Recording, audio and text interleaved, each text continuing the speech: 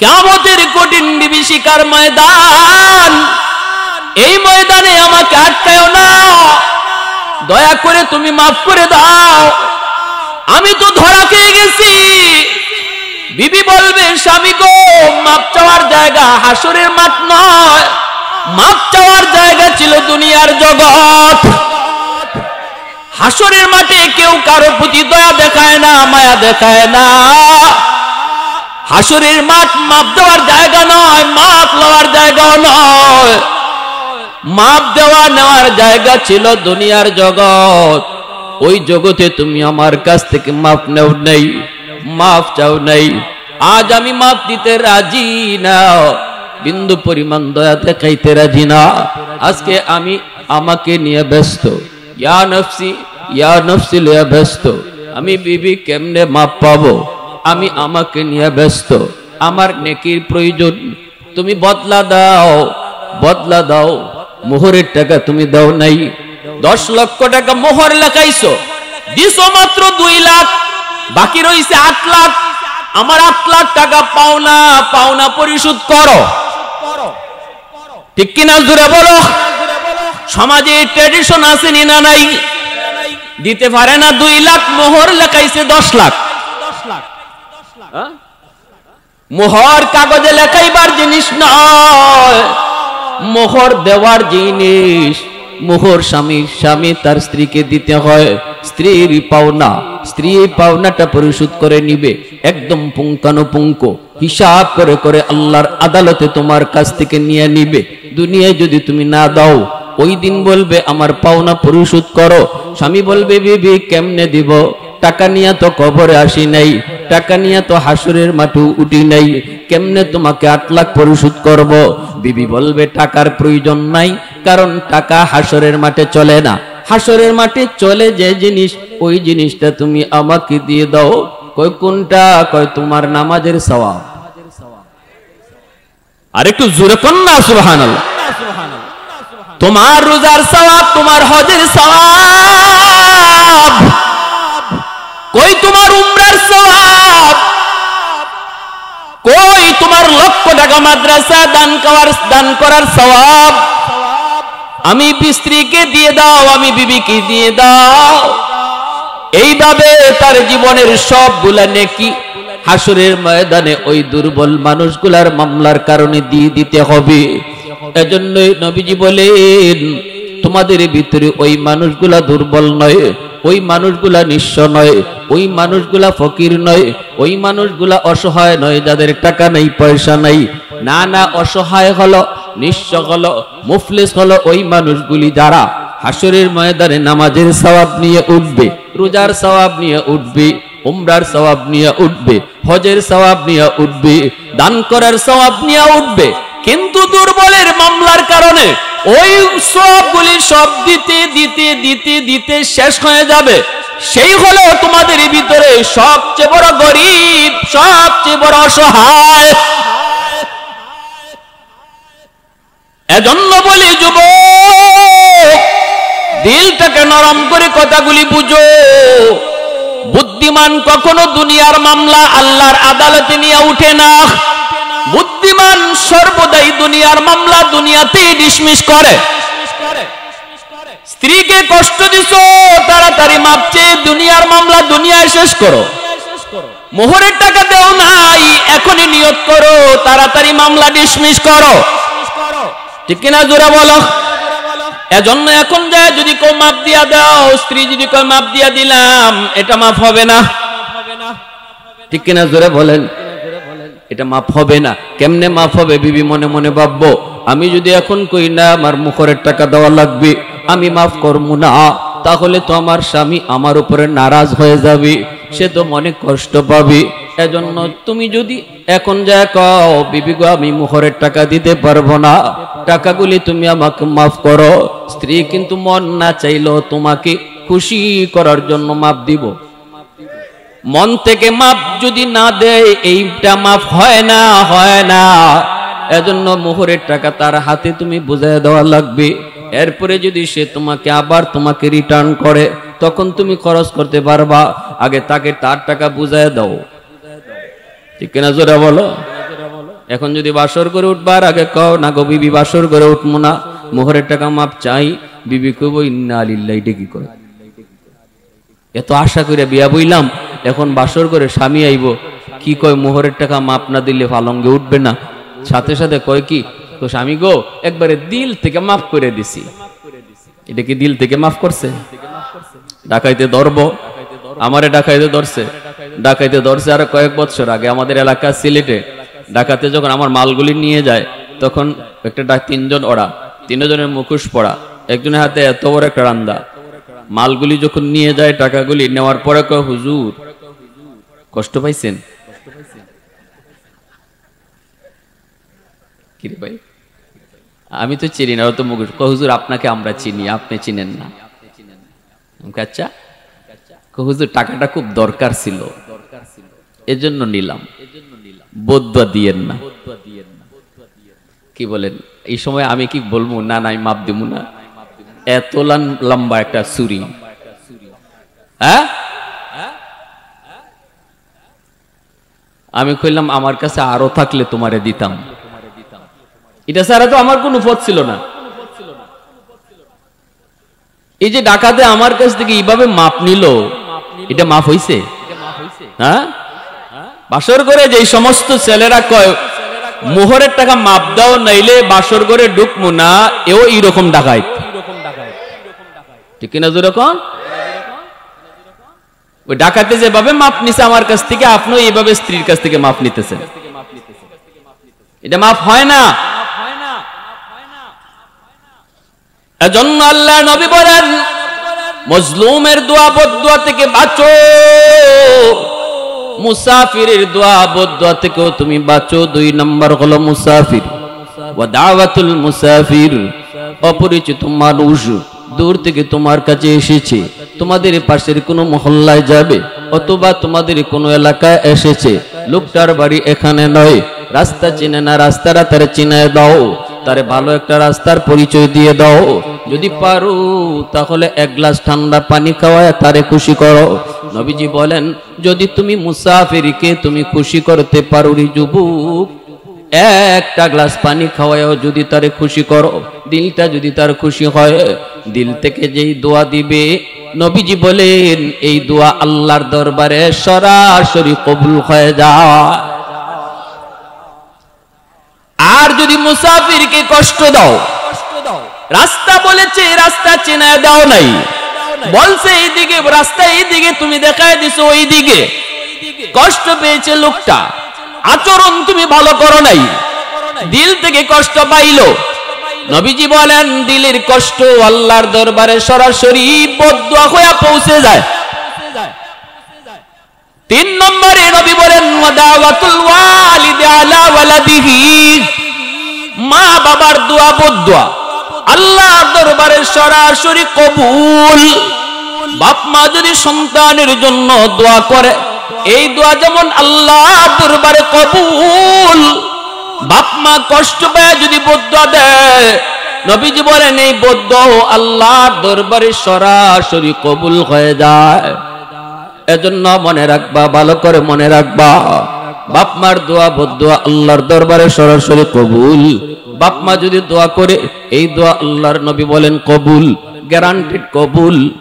মঈনুদ্দিন চিশতি, আব্দুল কাদের জিলানী যদি তোমার ঘরে তুমি দাওয়াত করে আনো, তারা যদি তোমার ঘরে আইসা তোমার জন্য হাত উঠায়, 1 জন নয় 2 জন নয়, আব্দুল কাদের জিলানীর মতো এমন 100 জন নয়, 1000 আব্দুল কাদের জিলানী যদি তোমার জন্য হাত বাড়ায় রে যুবক, নবীজি বলেন দোয়া কবুল হবে কি হবে না কোনো গ্যারান্টি নেই। কিন্তু ভাঙ্গা ঘরে বইসা মা যদি হাত উঠায়, ভাঙ্গা ঘরে বইসা বাবা যদি হাত উঠায়, নবীজি বলেন এই দোয়া কবুল হবে, গ্যারান্টি আছে। আওয়াজ দিয়া বলো সুবহানাল্লাহ। আল্লাহ পাকের নাম জুড়ে নিলে অসুবিধা আছে? এ যুবক একটু আওয়াজ দিয়া কও সুবহানাল্লাহ, জুড়ে বললে কোনো অসুবিধা আছে? গুনাহ হয় না, সওয়াব। আল্লাহ নাম সুবহানাল্লাহ জিকির নিলে পরে দিলে শান্তি আসে কি আসে না? ইব্রাহিম খলিল শুধু আল্লাহ নামটার এত পাগল, আল্লাহ নামের এত পাগল, ফেরেশতারা কয় মালিক ইব্রাহিম তোমার বন্ধু হয় কেমনে? আল্লাহ কয় আমার পাগলের জন্য আমার বন্ধু। কয় বুঝি না মালিক, কেমনে তোমার এত পাগল? আল্লাহ ফেরেশতাকে বলে তাহলে মানুষের সুরত দুইরা পরীক্ষা করো। ইব্রাহিম খলিল ছাগল রাখালি করেন, নিজের ছাগল, বিশাল বড় ছাগলের পাল। ফেরেশতা মানুষের সুরত দুইরা পাশ দিয়া যায় আর আল্লাহ নামের জিকির করে। সুবহানাজিল মুলকি ওয়াল মালাকুত যাল ইজ্জতি ওয়াল আজমাতি ওয়াল কিবরিয়াই ওয়াল জাবারুত। এত সুন্দর মালিকের নাম ইব্রাহিম খলিলের কানে আসা মাত্রই দৌড় দিয়া পাগলের মতো ওই লোকটারে ধরে ফেলছেন। কে গো তুমি? আমার মাশউকের নাম এত সুন্দর করে নিছো, আমি তো এই নামের পাগল, আরেকটা বার এই নামটা তুমি শোনাও।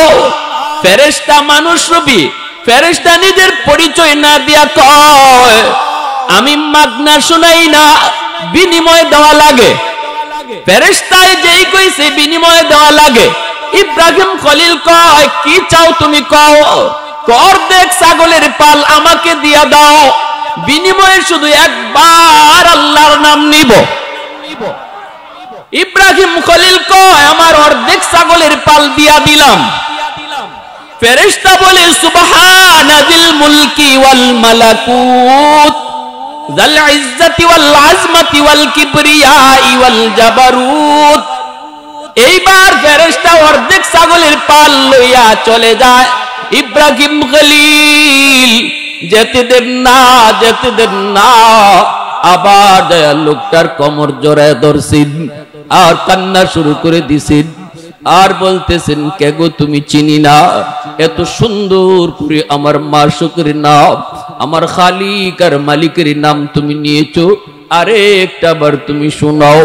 ফেরেশতা বলে তাহলে বিনিময় লাগবে, কি চাও? কয় বাকি অর্ধেক ছাগলের পালও দেওয়া লাগবে। ইব্রাহিম খলিল কয় দিয়া দিলাম, একবার শুধু আল্লাহর নাম। এইবার ফেরেশতা সব ছাগল লইয়া তিনি চলে যাবেন। ইব্রাহিম খলিল যেতে দেন না, আবারও যায় তার কোমর জড়ায় ধইরা কান্না শুরু করলেন। আরেকটা বার তুমি এই নামটা শুনাইবানি গো, আরেকটা বার এই নামটা তুমি শুনাইবানি। ফেরেশতা তখন বলতেছেন এখন আপনি কি দিবেন? কিছুই তো আপনার নাই, সব ছাগল তো দিয়ে দিলেন, এখন আর কি দিবেন? ইব্রাহিম খলিল কয় আরেকবার যদি তুমি আমার মাশউকের নাম তুমি শোনাও, তাহলে আমি ইব্রাহিম সারা জীবনের জন্য তোমার গোলাম হয়ে যাব। আওয়াজ দিয়া কন্যা সুবহানাল্লাহ। আলহামদুলিমান কাদ্দারা খাইরান ওয়া খাবালা, আলহামদুলিমান কাদ্দারা খাইরান ওয়া খাবালা, والشكر لمن صور حسنا وجمالا، فرد صمد عن صفة خلق بريء، رب أزلي خلق الخلق كمالا، لا ضد ولا ند ولا حد لمولا، لا ضد ولا ند ولا حد لمولا، الآن كما كان ولم يلق زوالا، الآن كما كان ولم يلق زوالا। মোহব্বতের সাথে বলেন আল্লাহু আকবার। তাহলে বলছিলাম মা বাবার দোয়া বদদোয়া আল্লাহর দরবারে সরাসরি কবুল, দোয়া করলো দোয়া আল্লাহর দরবারে কবুল, বদদোয়া দিল আল্লাহর দরবারে কবুল। এজন্য বলি যুবক শুনো, যদি তুমি মাকে খুশি করতে চাও, বাবাকে তুমি খুশি করতে চাও, খুশি করাই তোমার লাগবে, কারণ বাপ মা খুশি থাকলে আল্লাহ খুশি। রাদার রব্বি ফি রাদাল ওয়ালিদাইন ওয়া সাখাতুর রব্বি ফি সাখাতিল ওয়ালিদাইন, আও কামা ক্বালা নবী আলাইহিস সালাম। নবীজি বলেন কোন সন্তান যদি বাপ মারে খুশি করে আল্লাহ তার উপর খুশি হয়ে যায়। কোন আওয়াজ দিয়ে কোন না বাপ মা খুশি থাকলে কে খুশি? বাপ মা খুশি থাকলে কে খুশি? বাপ মা নারাজ হলে কে নারাজ? এইবার তুমি মাকে খুশি করো, বাবাকে খুশি করো, আল্লাহ খুশি। যিনি খুশি থাকলে আল্লাহ খুশি, তারে খুশি না রাইখা কারে তুমি খুশি করো? পীরের দরবারে যাও, অসুবিধা নাই। হক্কানি পীর ওলি আল্লাহ যদি হয়, অসুবিধা নাই। কিন্তু পীর খুশি থাকলে আল্লাহ খুশি, হাদিস পাই না। হাদিস আমরা পেয়েছি, যদি বাপ মা খুশি থাকে আল্লাহ খুশি। কিনা জোরে বলো। শ্বশুর শাশুড়িরে খুশি করো, অসুবিধা নাই। কিন্তু শ্বশুর শাশুড়ি খুশি থাকলে আল্লাহ খুশি, হাদিস পাই না।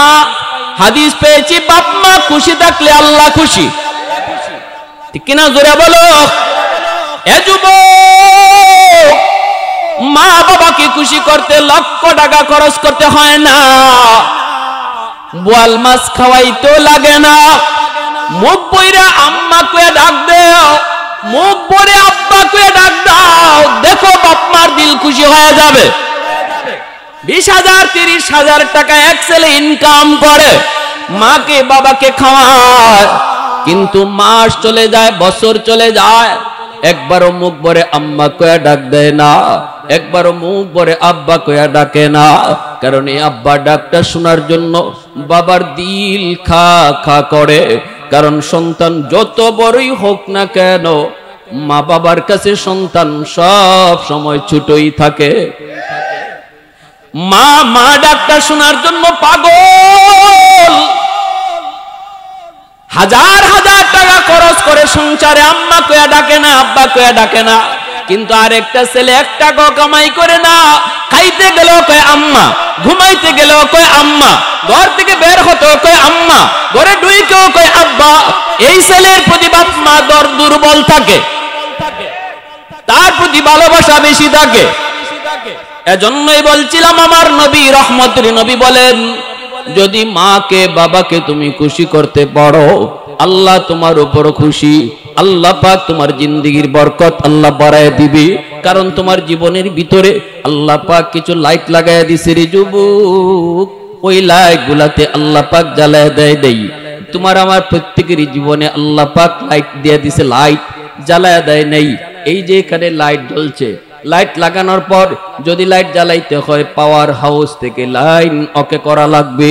পাওয়ার হাউস থেকে যদি লাইন ওকে করো, তখনই দেখবা লাইটটা জ্বলছে। তোমার আমার জিন্দেগির পাওয়ার হাউস হলো মা বাবা। মা বাবা থেকে যদি জীবনের লাইন ওকে রাখো, তাহলে জীবনের লাইট আল্লাহ জ্বালায়া দিবে। ব্যবসায় তুমি উন্নতি করবা, লেখাপড়ায় তুমি অগ্রগতি করবা, চাকরিতে তুমি প্রমোশন পাবা, যে কাজে হাত দিবা এই কাজে বরকত পাইবা। কারণ জীবনের পাওয়ার হাউস থেকে লাইন তুমি ওকে রাখছো, ঠিক না? মা দোয়া করতেছে, আল্লাহ আমার ছেলের ব্যবসায় তুমি বরকত দাও। বাবা অন্তর থেকে দোয়া করতেছে, জীবনের পাওয়ার হাউসের লাইন ওকে আছে তোমার, এজন্য আল্লাহ পাক লাইট জ্বালায় দিতেছে, জ্বালায় দিতেছে। কেন তুমিও পারো, কেন তুমি ব্যর্থ? আমি বলি দেখো লাইন কাটা কিনা। হুজুর ব্যবসায় কোনো উন্নতি পাই না, আমি বলি দেখো লাইন কাটা কিনা। লাইন তুমি ঠিক করো, জোরে বলো ঠিক কিনা। মদিনার যুবক, এ যুবক, অনেক যুবক আজকের মাহফিলে, ফরিদপুরে নগর কান্দার যুবক ভাইগুলি একটু খেয়াল করো। তোমাদের মতো একজন যুবক মদিনার বনু তামিম গোত্রের প্রসিদ্ধ একটি গোত্র, আমার নবী রহমতের নবীর কাছে ঈশা চোখের পানি ধরে ধরে কাঁদতেছি। নবীজি বলতেছেন, যুবক তুমি কান্দো কেন? রহমতের নবীর কাছে সবাই সুখ দুঃখের কথা কইতো, ঠিক কিনা জোরে বলেন? সুখ দুঃখের কথাগুলা নবীকে সবাই শোনাইতো। যুবক আমার নবীকে তার দুঃখের কথাটা শোনানোর জন্য নবীজির কাছে আইসা কান্না শুরু করলো। কারণ তিনি তো রহমতের নবী, তিনি তো উম্মতের দরদি নবী, তিনি তো উম্মতের দরদি নবী। যদিও মক্কার আবু জাহেল চিনল না, নবীজি দাওয়াত দিতে গেছেন, আবু জাহেল নবীর মাথায় আঘাত করে বসেছি। নবীজি কষ্ট পেয়েছেন, রক্ত ঝরতেছে, নবীজি রক্ত হাতের মধ্যে লাগতেছে। নবীজি ঘরে চলে আসলেন। এই দিকে আমার নবীর আপন চাচা আমির হামজা, তখনও তিনি কালেমা পড়ে মুসলমান হন নাই। তিনি তো নবীর বয়সের, সমবয়সের, যদিও নবীর চাচা কিন্তু সমবয়সের। চাচা ভাতিজা মাঝে মাঝে সমবয়সের হয় কি হয় না? হ্যাঁ, আমির হামজা একজন শিকারী, বনে জঙ্গলে তিনি হরিণ শিকার করেন, দক্ষ একজন শিকারী আমির হামজা। নবীজির চাচা তখনও কালেমা পড়ে মুসলমান হন নাই। নবীজির বাল্য বন্ধু, যদিও নবীর আপন চাচা কিন্তু বাল্য বন্ধু। একসাথেই নবীর সাথে ঘুরছেন, একসাথেই চলছেন, একসাথেই কোথাও হাঁটা চলা করেছেন, গল্প করেছেন। কিন্তু আমার নবী যখন তিনি কালেমার দাওয়াত দিতে শুরু করলেন, আমির হামজার খবর নাই। ইনি আছেন এই শিকারীর তালে, গেছেন তিনি জঙ্গলে শিকার করার জন্য। অনেকগুলা তীর, সবগুলি তীর তিনি শেষ করে ফেললেন, কোনো শিকার পেলেন না। একটা তীর মাত্র বাকি রইছে, একটা তীর মাত্র বাকি আছে। নজরে পড়েছে একটা হরিণ। শেষমেশ তিনি এই তীরটা মারবেন হরিণের দিকে, এটাই তার শেষ সম্বল। এই দিকে আমার নবী রহমতের নবীর মাথায় আঘাত করেছে আবু জাহেল। নবীজির মাথা থেকে রক্ত ঝরে। এই খবর তো আমির হামজার নাই। ইনি তো আছেন জঙ্গলে হরিণকে শিকার করবেন, যেই মাত্র তাক করেছেন হরিণকে শিকার করবেন, আর বলতেছেন এটাই শেষ তীর, এটাই আমার শেষ শিকার। এই মনে কইরা মাত্র তীরটা মারবেন, এমনি আল্লাহ পাক হরিণের জবান আল্লাহ খুলে দিছে। হরিণে ডাক দিয়া কয়, রে হামজা, একটা মাত্র তীর রইছে, এই তীরটা আমার লাগি না, এই তীরটা তুই আবু জাহেলের জন্য রাখ। আল্লাহু আকবার, জোরে কও না, আরো জোরে কও না, আল্লাহু আকবার। এ হামজা, একটা মাত্র তীর, সবগুলা তীর তুমি শেষ করেছো, শিকার তুমি পাও নাই। একটা তীর রয়েছে, এটা আমার লাগি না, আবু জাহেলের জন্য রাখ। কারণ তোর কলিজার টুকরা ভাতিজা মুহাম্মদ, আমার রহমতের নবী, আমার রহমতের নবী, আমার আল্লাহর দোস্ত, তার মাথায় আঘাত করে আবু জাহেল রক্ত জড়ায় ফেলছে। নবী আমার এতিম, এতিম হওয়ার কারণে আবু জাহেল এত বড় সাহস করেছে। কিন্তু হামজারে, মুহাম্মদ না তোর আপন ভাতিজা, মুহাম্মদ না তোর বাল্যকালের বন্ধু। হরিণে কইতেছে, আল্লাহু আকবার, জোরে কও, মুহাম্মদ না তোর রক্তের, মুহাম্মদের রক্ত আর তোমার রক্ত তো এক। আজকে আবু জাহেল রক্ত ঝরাইলো, এটা কি তোমার রক্ত না? যেই মাত্র হরিণে এই কথা কইছে, সাথে সাথে তীর মারা বন্ধ। আমির হামজা সোজা বাড়ির দিকে রওনা। নবীজির ঘরের কাছে আইসেই শুনতেছেন ঘরের ভিতর থেকে কান্নার আওয়াজ। ঘরের ভিতরে কে কান্না করে? কই আমার নবীর পরম করম স্ত্রী, কলিজার টুকরা বিবি আম্মা জান খাদিজাতুল কুবরা রাদিয়াল্লাহু তাআলা আনহা।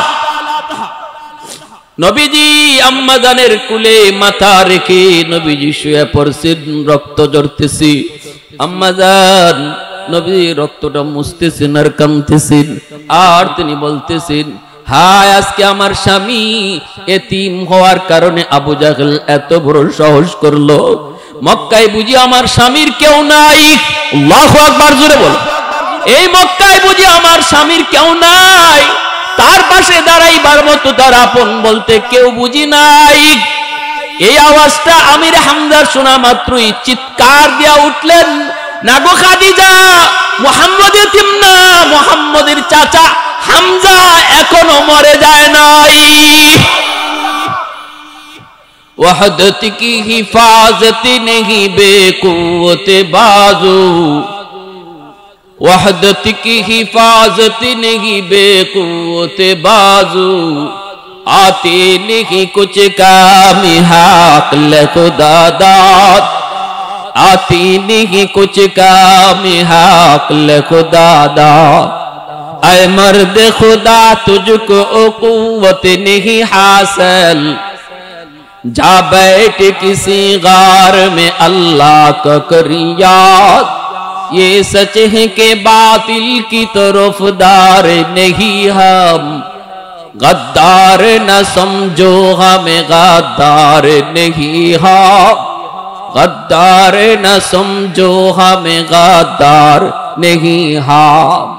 फूलों की दौरे नरम मिजाज अपना है नजर, हम तेरी नहीं नेजा व तलवार नहीं हम तेरी नहीं नेजा व तलवार नहीं हम।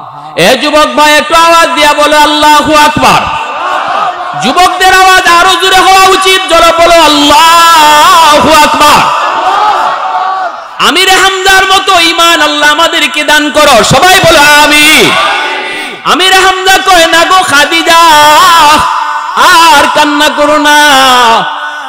ভাতিজা কি হয়েছে? কই চাচা বড় আশা নিয়ে আমার চাচা আবু জাহেলকে কালেমার দাওয়াত দিয়েছিলাম, আর কোনো অপরাধ আমার নয় গো চাচা, বিন্দু পরিমাণ বেয়াদবিও করি নাই, মহব্বত নিয়ে কালেমার দাওয়াত দিয়েছিলাম, বিনিময়ে সে আমার মাথায় আঘাত করেছে, রক্ত ঝরেছে, মাথা ফাটাইছে, বন্ধু বান্ধব নিয়ে সে তামসা করে মজাক করেছে।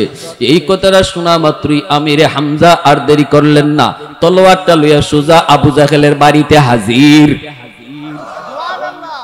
যা দেখতেছেন আবু জাহেল বন্ধু বান্ধব চেলা চামুন্ড লইয়া এক জায়গায় বৈশা মস্কারি করে, কয় মুহাম্মদের মাথা ফাটাই আইছি, জোরে কও না নাউজুবিল্লাহ, মুহাম্মদের মাথা ফাটাই আইছি। বন্ধু বান্ধব গুলি ওরাও মজাক করে।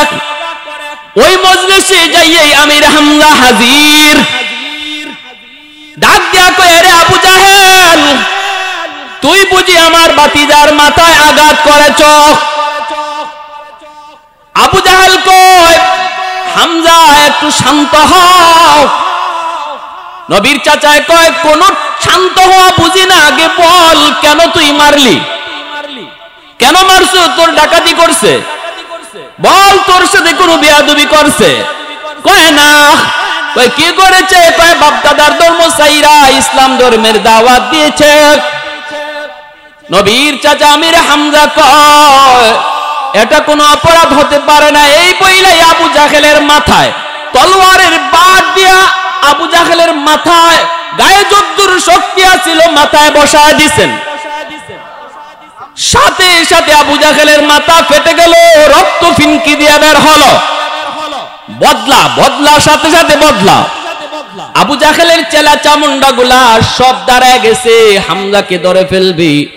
এমনি আবু জাহেল কয় সাবধান, তোরা কেউ হামজারে টাচ করবি না, কারণ তোরা কেউ না চিনলো আমি হামজারে ভালো করে চিনি। আগুন যদ্দুর আছে আর বাড়ায়ও না, ঠিক কিনা জোরে বলেন? আগুন যদ্দুর লাগছে আর বাড়ায়ও না, কারণ আমি হামজারে ভালো করে চিনি। এইবার কয় হামজা একটু শান্ত হও, বাপ দাদার ধর্ম। হামজা কয় রাগ তোর বাপ দাদার ধর্ম, আমার ভাতিজা ইসলাম ধর্মের দাওয়াত দেওয়ার অপরাধে যদি তুই আমার ভাতিজার গায়ে তুই হাত উঠায় দিলি, একবারও তুই চিন্তা করলি না আমার ভাতিজা মুহাম্মদের রক্ত আমার রক্ত। একবারও তুই ভয় পাইলি না যে রক্তটা তুই দেখছো আমার ভাতিজার মাথা দিয়া পড়তেছে, রক্তটা আমার রক্ত।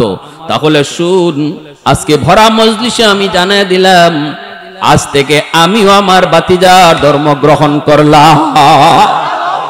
আওয়াজ দিয়ে বলেন সুবহানাল্লাহ। কৌনাইনে মুখতারে খুদা তুমকো বানায়া, কৌনাইনে মুখতারে খুদা তুমকো বানায়া, উম্মত কা নিগাহবান খুদা তুমকো বানায়া, उम्मत का निगाहबान खुदा तुमको बनाया। मौला मेरा आका मेरा रहमत की नबी है, ताजदार मदीना है तुम्हारे अरबी है, ताजदार मदीना है तुम्हारे अरबी है। अशजार ने देते के नबूवत के शहादत, तशकीक कमर में है तो अंगुल की इशारात, तशकीक कमर में है तो अंगुल की इशारा।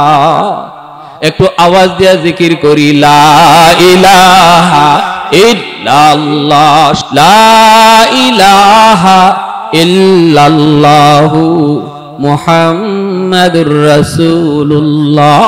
এ ভাই, আমরা কবরবাসীর জন্য কি পাঠাইব, এটা হাদিসের আলোকে শুনবার নিয়ত কার কার আছে? আবার দেখান হাত উঠে। মন গড়া ফাটাইমু নাকি নবীর কথায় ফাটাইমু? নবী যেভাবে কইছে এইভাবে, ঠিক কি না? মন গড়া না, ঠিক কি না? আল্লাহ নবী কই 2 নম্বর খরচ করো, 3 নম্বর নবী কই ইনফাদ ওয়াহদিহিমা মিন বাদিহিমা। নবী বলতেছেন 3 নম্বর হলো বাপ মার কাছে মানুষের যদি কোনো পাওনা থাকে, তুমি সন্তান এই পাওনা পরিশোধ করো, ঠিক কি না? মা বাবার কাছে যদি পাওনা থাকে, অথবা বাবা যদি কারো হক নষ্ট করে থাকে, রে যুবক, একটু দিলটা নরম করে কথাগুলো বোঝার চেষ্টা করো।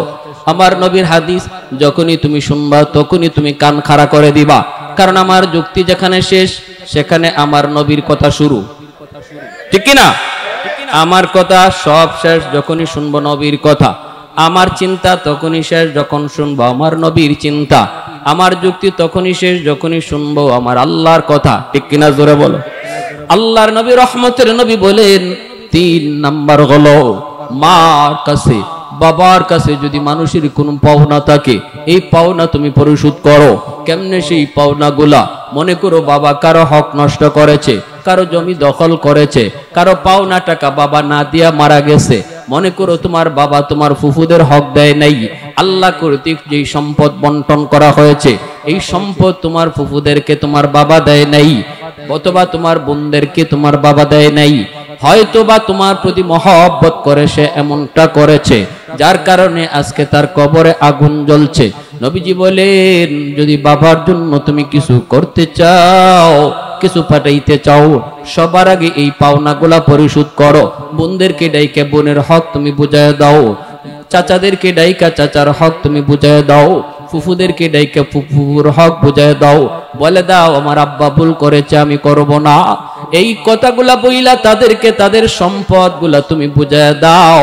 নবী কয় যদি এমন না করো, 10টা 20টা গরু জবাই কইরা মা বাবার নামে জিয়াফত করলেও কবরের আগুন নিভবে না।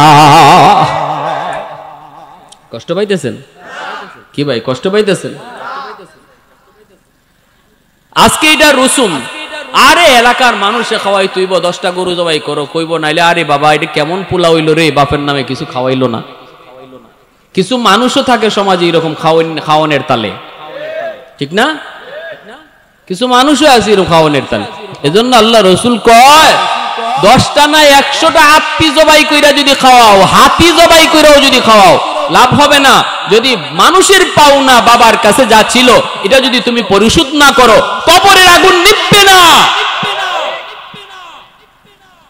মানুষের কোন হক যদি নষ্ট করে থাকে তোমার বাবার, তুমি জানো, তাহলে তাড়াতাড়ি এটা পরিশোধ করো। আগুন যদি নিভাইতে চাও। এরপরে আল্লাহ নবী কয় 4 নাম্বার, কত দামি ওয়াজ করেছেন আমার নবী। শ্রোতা কয়জন নবীর সামনে? জোরে কোন কয়জন? 4 নম্বরে নবী কয় সিলাতুর রাহমিল্লাতি লা তুসালু ইল্লা বিহিমা। বাবার জন্য মায়ের জন্য তুমি যদি কবরে কিছু পাঠাইতে চাও, 4 নম্বরে নবী বলতেছেন বাবা দুনিয়ায় নাই কিন্তু বাবার রক্তের মানুষ দুনিয়াতে আছে। বাবার রক্তের মানুষ হলো চাচা, বাবার রক্তের মানুষ হলো ফুফু, বাবার রক্তের মানুষ হলো দাদা, বাবার রক্তের মানুষ হলো ফুফাতো ভাই বোন, চাচাতো ভাই বোন। এদের খোঁজ খবর তুমি রাখো। যখনই তুমি চাচার একটা ফোন দিয়ে কইবা চাচা কেমন আছেন, আমার রহমতের নবী কয় যেন বাবার কবরেই তুমি ফোন লাগাইছো। কারণ বাবার রক্তের মানুষের খবর নিতেছো, এই খবর আল্লাহ তোমার বাবার কবরে পৌঁছায় দিতেছে। সুবহানাল্লাহি ওয়া বিহামদিহি সুবহানাল্লাহিল আযীম। কি করি আমরা? আমরা চলতেছি কোন পথে, আর আমার নবী কয় কোন পথে। আজকে আমি শিল্পপতি হইলে, কোটিপতি হইলে আপন চাচারে অথবা চাচাতো ভাই গরিব হলে তাদের পরিচয় দিতে চাই না। পরিচয় দিতে চাই না, নিজের লজ্জাবোধ মনে করি, অথচ লাখ লাখ টাকা বাবার নামে দান করতেছি, খবর নাই এখানে চাচারে 500 টাকা দিলে এই খবরটা আল্লাহ বাবার কবরে নগদ পৌঁছাই দিত। বাবার রক্তের মানুষগুলার খবর নাও, বাবার কবরে আল্লাহ এই খবর পৌঁছায় দিবে। মা দুনিয়াতে নাই, কিন্তু মার রক্তের মানুষ দুনিয়া আছে। খালা তুমি কেমন আছো? নবী কয় যেন মারি কবরে জিগাইতেছো, আম্মা তুমি কবরে কেমন আছো?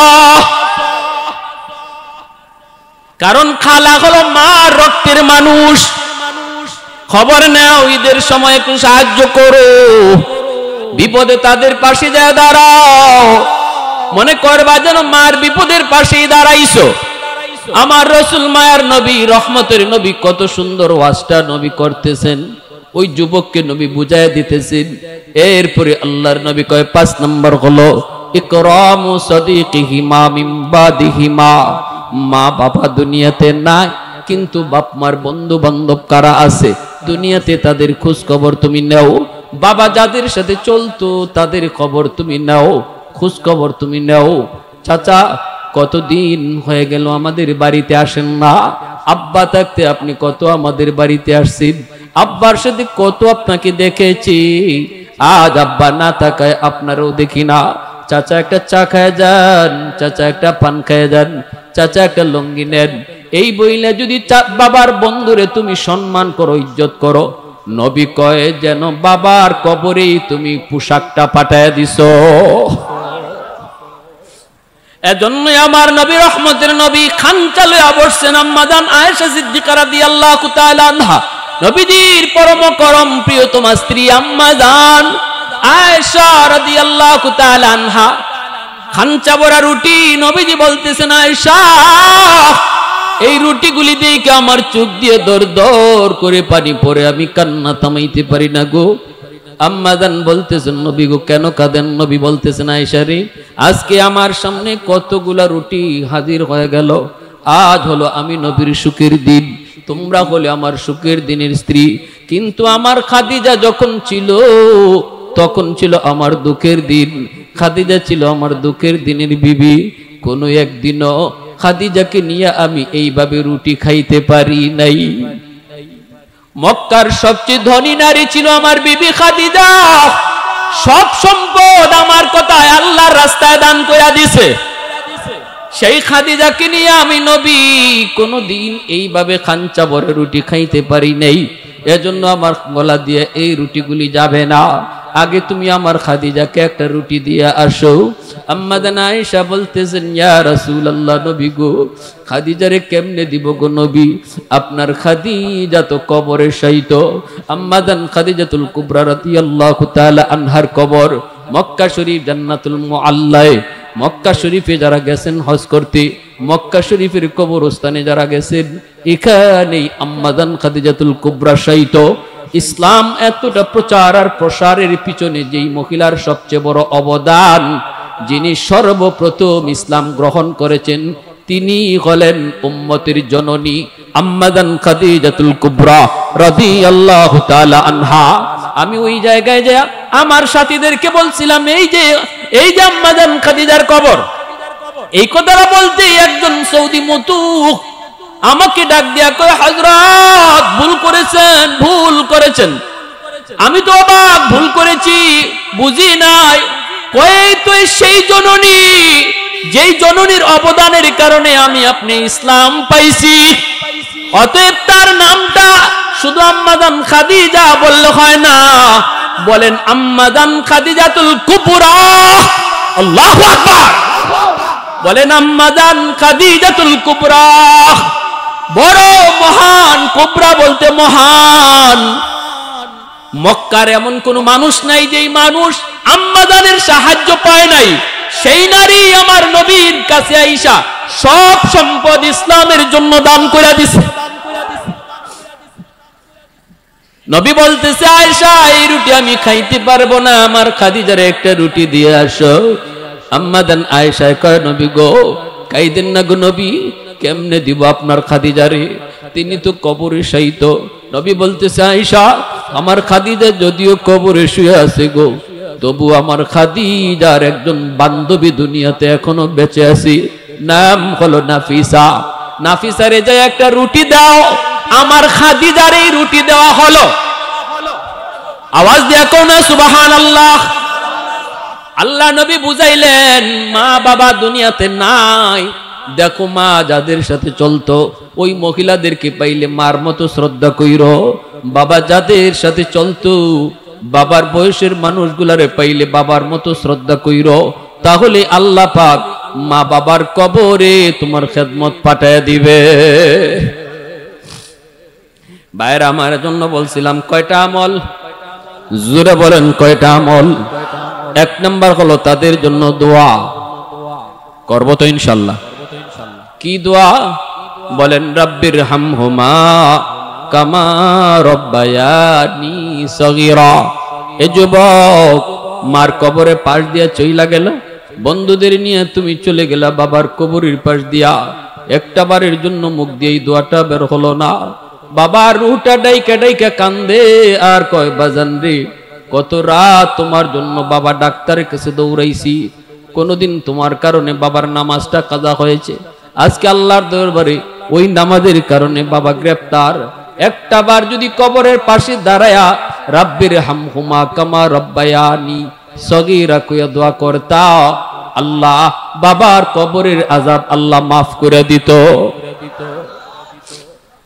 দুই নম্বরে নবী বলতেছে দান সদকা করো, মসজিদ মাদ্রাসায় দান করো, ওয়াজ মাহফিল করো, নেক কাজে তুমি বাপ মার নামে দান করো। তিন নম্বরে নবী বলতেছেন শুনো, তাদের কোনো পাওনা যদি তাকে পাওনা পরিশোধ করো, মানুষের কোনো হক যদি তাদের দ্বারা নষ্ট হয়ে থাকে তুমি সন্তান হিসাবে তাড়াতাড়ি হকটা ফিরাইয়া দাও। চার নম্বরে নবী বলতেছেন তাদের রক্তের মানুষ যারা আছে তাদের খোঁজ খবর তুমি রাখো, ডায়েরি কইরা নাও। ডায়েরি, বর্তমান যুগটা তো সহজ, মোবাইলের যুগ। ডায়েরির মধ্যে আত্মীয় স্বজনের নাম লিখে রাখো, আর ডান দিকে তুমি নাম্বারটা উঠে রাখো, উপরে লিখে রাখো সপ্তাহে একদিন ফোন দিয়া খবর নিব। তুমি যদি ফোনটা দিয়া খবর নাও, এক সপ্তাহ পর পর, 15 দিন পর পর, এক মাস পর পর ফোনটা ডায়েরিটা নিয়ে বসো, নাম্বার দেখে দেখে ফোন নিয়ে শুধু খবরটা নাও। আমার নবী কয় প্রতিটা ফোন তোমার বাবার কবরে যাইতেছে। সুবহানাল্লাহ, জোরে বলেন। প্রতিটা ফোন মায়ের কবরে যাইতেছে। 5 নম্বরে নবী বলতেছে বাবা মার সমবয়সের মানুষ দেখলে পরে তাদেরকে বাবার মতো শ্রদ্ধা কইরো, মার সমবয়সের নারী দেখলে মার মতো শ্রদ্ধা কইরো, আল্লাহ পাক মা বাবার কবরে তোমার খেদমত পাঠায় দিবে। আমলখানা কারা কারা করতে প্রস্তুত আছেন হাত উঠায় দেখা। আল্লাহ তুমি কবুল করো, জোরে বলেন আমিন। এ যুবক, যাদের মা বাবা দুনিয়ায় জীবিত আছে রে, আজ রাত দেয়া মার কাছে মাপ চাইয়া নিও, খুশি করে নিও। মশারিটা আজকে টানায় দিয়ে দিও, মার বাবার মশারিটা টানায় দিও, মাথায় একটু তেল মালিশ করে দিও, পায়ের তলায় বাবার তেল একটু মালিশ করে দিও। এই কথাটা, এই আমলটা করা মাত্রই দেখবা বাবার দিল খুশি। নবী বলতেছেন যদি কোনো সন্তান রাতের বেলা মারে খুশি করে ঘুমায়, সকাল হওয়া মাত্রই তার জন্য আল্লাহ জান্নাতের দরজা খুলে দেয়। আন আবি হুরায়রা রাদিয়াল্লাহু তাআলা আনহু قال قال رسول الله صلى الله عليه وسلم من اصبح مطيعا لله في والديه اصبح له بابان مفتوحان من الجنه। আর যদি কোনো সন্তান রাতের বেলা মারে কষ্ট দিয়া ঘুমাও, সকাল হওয়া মাত্রই নবী কয় তোমার জন্য জাহান্নামের দরজা আল্লাহ খুলে দিবে। ভালো করে জানো, মার কলিজায় ব্যথা, বাবার কলিজায় ব্যথা, তোমার কোনো কথার কারণে, তোমার কোনো আচরণে মায় কষ্ট পেয়েছে, কলিজার মধ্যে আঘাত পেয়েছে, অথচ তুমি মাপ চাও নাই, ঘুমায় যাইতেছো রাতে, এই দিকে মার ঘুম নাই, বাবার কলিজায় ঘুম নাই, চোখ দিয়া পানি ঝরতেছে। নবী কয় রে যুবক, তুই ঘুমাইতেছো না, সকাল হওয়া মাত্রই তোমার জন্য জাহান্নামের দরজা খোলা হইতেছে। অতএব আজ রাত মারে খুশি কইরা, বাবারে খুশি কইরা, যাদের বাপ মা দুনিয়া আছে, কারা কারা এই আমলটা করতে রাজি আছো? একটু হাত উঠে আল্লাহরে দেখাও। আল্লাহ তুমি কবুল করো। আরেকখানা হাদিস কইলাই, আবু দাউদ শরীফের হাদিস, মান যারা কবরা আবাওয়াইহি ফি কুল্লি জুমাতিন গুফিরা লাহু কুতিবা বাররান তুমি মাফ চাইতে পারো নাই, বাবা কবরে চলে গেছে, এখন কি করব? হুজুর আমার তো সুযোগই নাই মাপ চাওয়ার। রসুল কয় জুম্মার দিন যদি বাপ মার কবর জিয়ারত করো তাহলে আল্লাহ তোমার এই অপরাধটা, এই দুষ্টা আল্লাহ মাফ কইরা তোমাকে বাধ্য সন্তানের তালিকাভুক্ত বানায়া দিবে। জুম্মার দিন বাপ মার কবর জিয়ারত কঠিন কাজ না সহজ? সকাল থেকে নিয়ে সূর্য ডোবা পর্যন্ত যে কোনো এক টাইমে জুম্মার দিন আমরা কবরস্থানে যাবই যাব ইনশাআল্লাহ। আল্লাহ আমাদের সবাইকে কথাগুলোর উপর আমল করার তৌফিক আল্লাহ দান করুন।